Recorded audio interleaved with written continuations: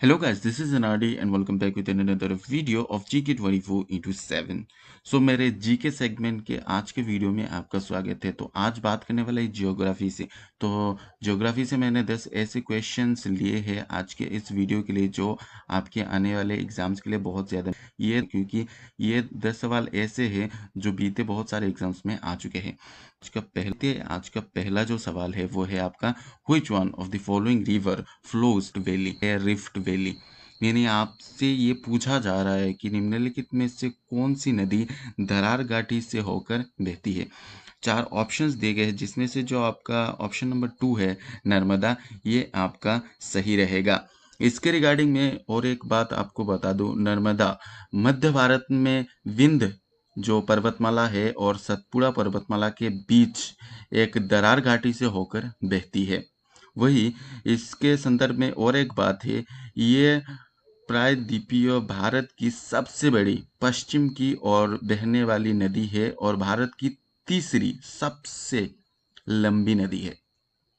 तो गाइज आज का दूसरा जो सवाल है आपका वो है Duncan passage is located between, यानी आपसे पूछा जा रहा है कि डंकन पैसेज किसके बीच स्थित है। आपके पास चार ऑप्शंस दिए गए हैं, साउथ एंड लिटिल अंडमान, ये आपका सही जवाब रहेगा। और इसके संदर्भ में मैं आपको बता दूं कि ये लगभग 48 किलोमीटर चौड़ा है और ये उत्तर में रटलैंड द्वीप यानी ग्रेट अंडमान का हिस्सा और दक्षिण में लिटिल अंडमान को अलग करता है। तो गाइस तीसरा जो सवाल है आपका वो है which of the mountain ranges in India are the oldest, यानी आपको बताना है कि नीचे दिए गए पर्वत श्रृंखला में सबसे पुराना पर्वत श्रृंखला कौन सा है। तो देखिए इसका जो सही आंसर रहेगा आपका ये ऑप्शन नंबर 1 एरावली पर्वतमाला भारत की सबसे पुरानी पर्वतमाला है जो राजस्थान से हरियाणा तक फैला हुआ है।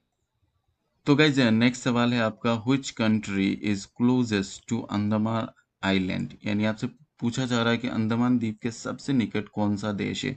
चार ऑप्शंस है जिसमें से पाकिस्तान, म्यांमार, इंडोनेशिया, श्रीलंका दिया गया है, जिसमें से जो आपका ऑप्शन नंबर 2 है म्यांमार, ये आपका सही म्यांमार म्यांमार एक्चुअली इस द्वीप से सबसे नज़दीक मुख्य भूमि है। तो गाइज पांचवा सवाल है आपका वेयर आर द सल्तोरा पर्वत रेंजेस लोकेटेड, यानी आपसे पूछा जाएगा सल्तोरा पर्वतमाला कहाँ पे स्थित है।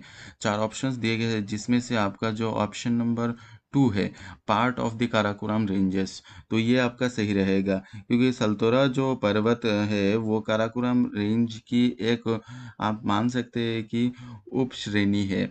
वे दक्षिण पूर्व काराकोरम में सियाचिन ग्लेशियर के दक्षिण पश्चिम की ओर स्थित है।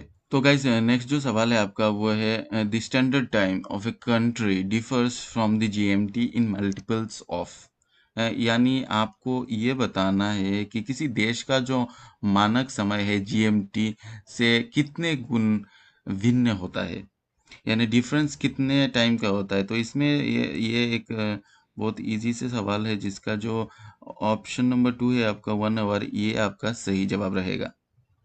तो गाइज आज का जो सातवां सवाल है वो है आपका where is Panjshir valley situated. तो यहाँ पे चार ऑप्शंस दिए गए हैं जिसमें से जो ऑप्शन नंबर 3 है आपका अफगानिस्तान, वो आपका सही रहेगा क्योंकि पंजशीर घाटी उत्तर पूर्वी अफगानिस्तान में काबुल से ये मान के चले कि लगभग 150 किलोमीटर उत्तर में स्थित है और ये हिंदू कुश पर्वत श्रृंखला में स्थित है और उसके साथ साथ जो पंजशीर नदी द्वारा ये विभाजित है।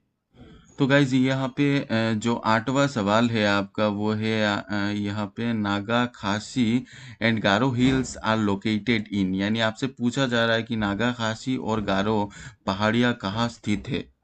तो ऑप्शंस दिए गए हैं Purvanchal ranges, Karakoram ranges, Zaskar ranges and Himalaya ranges. तो इसमें से जो आपका सही जवाब रहेगा वो रहेगा आपका पूर्वांचल रेंजेस। जो ऑप्शन नंबर 1 है पूर्वांचल रेंजेस, वो आपका सही रहेगा क्योंकि नागा खासी और गारो पहाड़ियाँ मेघालय राज्य में स्थित है और पूर्वोत्तर भारत में पूर्वांचल पर्वतमाला का ये एक हिस्सा है।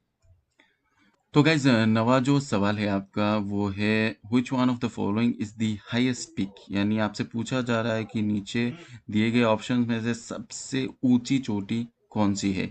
4 ऑप्शंस दिए गए हैं, कुन-लुन, नंगा पर्वत, नंदा देवी एंड कामेट। तो इसमें से जो आपका ऑप्शन नंबर 2 है, नंगा पर्वत, ये आपका सही रहेगा, क्योंकि नंगा पर्वत जो है वो एक शब्द है जो 2 संस्कृत शब्द से लिया गया है। एक तो है नंगा और जिसका अर्थ है नग्न, और पर्वत जिसका अर्थ है पहाड़। और मैं आपको ये बता दूं कि इस पर्वत पर पहली बार 3 जुलाई 1953 को हरमन बुहल नामक एक ऑस्ट्रियाई पर्वतारोही ने चढ़ाई की थी। तो गाइस आज का आखिरी सवाल है आपका, the approximate length of the coastline of India is, यानी आपसे पूछा जा रहा है कि भारत की समुद्र तट की अनुमानिक लंबाई कितनी है। 4 ऑप्शंस है, 5500 kilometre, 6500 kilometre, then 7500 kilometre and आखिरी ऑप्शन है 6000 किलोमीटर। तो अप्रोक्स अगर बात करें तो कुल लंबाई लगभग 7516 किलोमीटर है, जिसमें मुख्य भूमि की तटरेखा के साथ साथ अंडमान और निकोबार और लक्षद्वीप शामिल है। तो इन सबको मिला के अप्रोक्स 7516 किलोमीटर हो जाता है। तो उस हिसाब से हमारा नियर बाई जो है 7500 किलोमीटर। ऑप्शन नंबर 3 ये आपका सही रहेगा। तो गाइज आज के इस वीडियो में बस इतना ही। वीडियो अच्छा लगे तो लाइक कीजिए, शेयर कीजिए और ऐसे ही वीडियोस पाने के लिए चैनल को भी सब्सक्राइब कर दीजिए। तो मिलते हैं नेक्स्ट वीडियो में। Till then bye.